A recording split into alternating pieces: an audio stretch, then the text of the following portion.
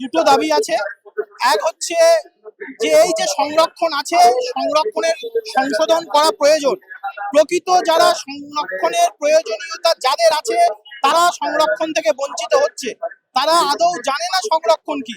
সেখানে আমরা দেখি যে আইপিএস এর ছেলে সংরক্ষণের সুবিধা পাচ্ছে, ডাক্তারের ছেলে সংরক্ষণের সুবিধা পাচ্ছে। এবং সবচেয়ে বড় কথা, আমি নিজে একজন এসসি, আমি নিজে কিন্তু এই সংরক্ষণের সুবিধা ভোগী। তবু আমিও চাচ্ছি এই সংরক্ষণটা আমাদের এসসি এসটিদের মাথার কলঙ্ক হয়ে আছে। কেননা মানুষ গিয়ে যদি আমরা এসসি এসটির যোগ্যতা দিয়ে ডাক্তার হই, সেখানে আমরা লজ্জায় পদবিটা পরিবর্তন করি। কেননা মানুষ গিয়ে খোঁজ করে ডাক্তারের পদবিটা মুখার্জি, রয়, চক্রবর্তী না অন্য কিছু। যদি দেখে ডাক্তারের পদবি ব্রাহ্মণ, তাহলে তারা মনে করে এই ডাক্তার খুব যোগ্য। এবং যদি দেখে ডাক্তারের পদবিটা হালদার, বৈরাগী, নস্কর ইত্যাদি ইত্যাদি, তারা ভেবেই নেয় ডাক্তারটা কোটাতে চাকরি পেয়েছে। সুতরাং এই সংরক্ষণটা জেনারেল হটানো বা সংশোধন জেনারেল কাস্টের জন্য যতটা না প্রয়োজন, ততটা প্রয়োজন আমাদের মতো তপশিলি সম্প্রদায়ের জন্য। কেননা আমরা যোগ্যতা দিয়েও চাকরি পাওয়ার পরও মানুষ আমাদের দিকে আঙুল তোলে আমরা কোটাতে চাকরি পেয়েছি, আমরা সার্টিফিকেট দিয়ে চাকরি পেয়েছি।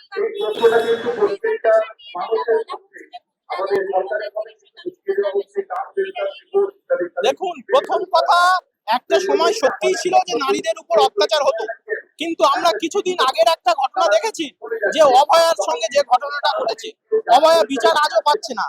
অভয়া বিচার পাচ্ছে না, তার মেন কারণ হলো কি জানেন? মেয়েরা নিজেরাই। কেননা মহিলাদের এতটাই মাথায় তোলা হয়েছে, তারা ভারতবর্ষের মহিলা জানেন 70% রেপ কেস মিথ্যা, 498 80% কেস মিথ্যা।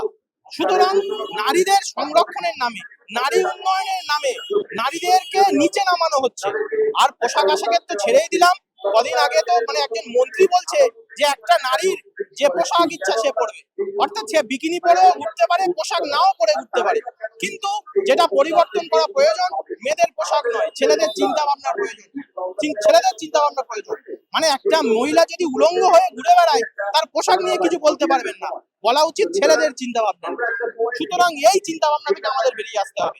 আমরা বলছি না যে মহিলারা ঘরের মধ্যে থাক, আমরা চাচ্ছি তো মহিলারা হোক, ঝাঁসির রানী হোক, আমরা চাচ্ছি তো ঝুলন গোস্বামী হোক, আমরা চাচ্ছি তো মিতালি হোক, আমরা চাচ্ছি তো ঋতব্রত হোক, আমরা চাচ্ছি যে মহিলারা আকাশ হোক, আমরা চাচ্ছি সুনিতা উইলিয়ামস হোক। কিন্তু মহিলারা বেছে নিচ্ছে ডান্সে, পারে নাচতে বেছে নিচ্ছে।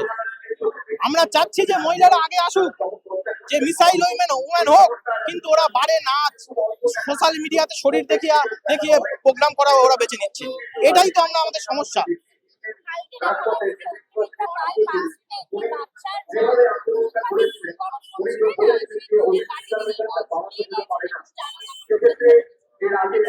দেখুন, কাজ করা আর কাজ দেখানো দুটোর মধ্যে ফারাক আছে। অগ্নিমিত্রা পাল ক্ষমতায় এসে মনে করেছেন উনি রাজা রাজরানী হয়ে গেছে। সেটা তো একটা কমন সেন্স। একটা মন্ত্রীর এই কমন সেন্সটা কি থাকতে পারে না? একটা বাচ্চা দুধ গরম করছে, দুধ গরমটা হয়ে যাওয়ার পরে তো ওখান থেকে তুলে যাওয়া যেত। এই আপনারা মিডিয়ারাই তো দেখিয়েছেন যে একটা বাচ্চার দুধ গরম হয়ে যাওয়ার পরে কি ওকে তুলে দেওয়া যেত না? তাহলে খুব প্রয়োজন ছিল ওই বাচ্চার দুধ গরমটা ওখানে বন্ধ করে তুলে দেওয়া। এই সরকার স্বৈরাচারী সরকার। আগের সরকারকে আমরা যেটা মনে করে পরিবর্তন করেছিল দেশের জনগণ, কিন্তু দেখা যাচ্ছে সেই সরকারের পাশের লোক এই নতুন সরকার। আগের সরকার এবং এই সরকারের মধ্যে কোনো পার্থক্য নেই, কোনো ভেদাভেদ নেই। আগের সরকার যদি চোর হয়ে থাকে, এই সরকার দেখা যাচ্ছে ডাকাতের পণ দিচ্ছে।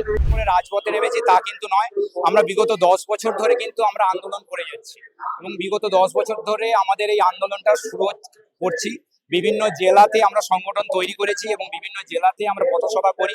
সেই পথসভার মাধ্যমে আমরা মানুষকে লিফলেট দিই যে আমাদের কয়েকটা দাবি আছে। জাতিগতভাবে আমাদের সংরক্ষণকে দূর করতে হবে এবং আমাদের শিক্ষা ক্ষেত্রে, চাকরির ক্ষেত্রে আমাদের কোনো রকম ভাবে সংরক্ষণ রাখা যাবে না, জাতিভেদ প্রথা রাখা যাবে না, জাতিগত সংরক্ষণ রাখা যাবে না। তার ভিত্তিতে আমরা 10 বছর ধরে আন্দোলন করি। সরকার পরিবর্তন হয়েছে বলে তা নয়, সমস্ত সরকারের কাছে আমাদের অনুরোধ এবং সমস্ত সরকারের কোনো সরকারের সিস্টেমের বিরুদ্ধে নয়, আমাদের সমস্ত সরকারের কাছে অনুরোধ যে এটা এর পরিবর্তন হোক।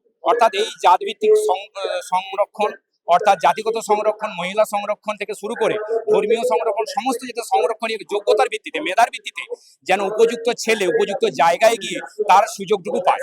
আমাদের যে মূল বক্তব্য সেটা হচ্ছে সংরক্ষণ যাতে না হয়। সংরক্ষণ, কারণ আজকের আপনি দেখতে পাচ্ছেন সারা একটা যোগ্য ছেলে সে কেঁদে কেঁদে চলে যাবে, অথচ একটা মানে নাম্বার বেশি কম পাওয়া ছেলে সে সেই জায়গাটা দখল করে নিয়ে একটা রাষ্ট্র তাকে বঞ্চিত করছে, যে যোগ্য তাকে তো রাষ্ট্র বঞ্চিত করছে। সরকার সবই জানে।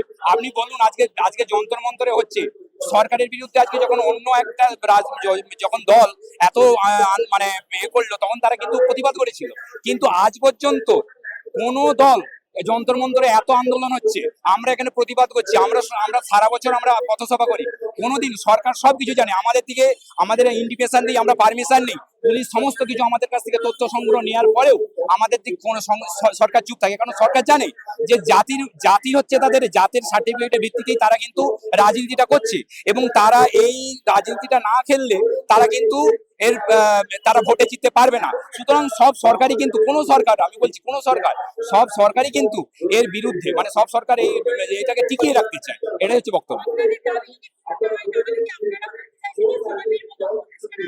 আমরা অনেক বড় প্রোটেস্টে নামবো, আমরা কলকাতার বুকে, আমরা আমরা আমরা কলকাতার বুকে আগামী দিনে আরো ভয়ঙ্কর ভাবে আমরা প্রতিবাদে নামবো। যদি না হয় তাহলে আমরা আগামী দিনে যেভাবে যন্তর মন্তর হয়েছে, আগামী দিনে আমরা ইচ্ছা আছে আমাদের, আপনারা নিশ্চয়ই জানেন 1990 সালে একটা ঘটনা ঘটেছিল ভিপি সিং, সেই সময় যখন ওবিসি 27% সংরক্ষণ করে, সেই সময় রাজীব গোস্বামী বলে গায়ে আগুন দিয়ে মারা গেছিল, এবং তার সঙ্গে 60 জন গায়ে আগুন দিয়েছিল। এই ইতিহাস কিন্তু আমাদেরকে পড়ানো হয় না, এই ইতিহাস আমাদেরকে জানানো হয় না, কারণ জানানো এই কারণেই হয় না, কারণ এইসব জেনে গেলে আমাদের অনেক সময় ভোট পাবে না, এবং তার ভিত্তিতে আজকে যারা যে দলগুলো আজকে গালাগালি করে, অর্থাৎ বামপন্থীরা গালাগালি করে বিজেপি, কিন্তু তখনই কিন্তু ভিপি সিং এর সঙ্গে সমর্থন করে এরাই কিন্তু জাতিগত মানে ওবিসি 27% সংরক্ষণ এনেছিল, এবং সংরক্ষণ আনার ফলেই কিন্তু রাজীব গোস্বামী সহ এবং নিরপেক্ষ একটা ছাত্র আন্দোলন হয়েছিল সারা ভারতবর্ষ জুড়ে 1992 সালে। সেই ইতিহাস কিন্তু আমরা দিকে জানানো হয় না, এটা হচ্ছে মূল। বিশেষ করে জাতিগত সংরক্ষণ বা এই মহিলা সংরক্ষণ যদি না, বা কোনো ধর্মীয় সংরক্ষণ যদি না ওঠে, এবং সব থেকে বড় কথা কি, আপনারা এটা জেনে রাখুন, আপনারা হয়তো জানেন না, এটা তো কোনোদিন জানানো হয় না, একটা 6 বছরের শিশু যখন স্কুলে ভর্তি হয় তখন তাকে জাতের সার্টিফিকেট নেওয়া হয়। আপনারা দেখবেন একটা প্রাইমারি স্কুল, আমি নিজে প্রাথমিক শিক্ষক হয়ে বলছি, একটা ছেলে যখন 6 বছরে ভর্তি হয় তার জাতের সার্টিফিকেট নেওয়া হয়, এবং আপনি এটুকু জানবেন তার 5, 6, 7, 8 তাকে জাতের ভিত্তিতে কিন্তু তাকে ভাতা প্রদান করা হয়, যেখানে একটা জেনারেল ছেলে কিন্তু বঞ্চিত হয়। তাহলে একটা ছেলে, আমরা সবাই ছাত্র, অথচ দেখবেন একটা ছেলেকে ভাতা দেওয়া হবে আর একটা ছেলেকে ভাতা দেওয়া হবে না, এটা কিরকম ধরনের? সেখানেই তো তাদেরকে মানে তাদের মনটাকে বিষিয়ে দেওয়া হচ্ছে। এবং শুধু তাই নয়, এর ভিত্তিতে কিন্তু দেখবেন আগামী দিনে এই এই জাতির মানে কারখানা কিন্তু এই স্কুলগুলোই করে রেখেছে, অথচ আমরা বলি আমরা স্কুলে কোনো রকম জাতি ভিত্তিক করবো না, আমরা স্কুলে সবাই সমান, কিন্তু এই জায়গাটাই আমাদের এই প্রসঙ্গ এসে যাচ্ছে।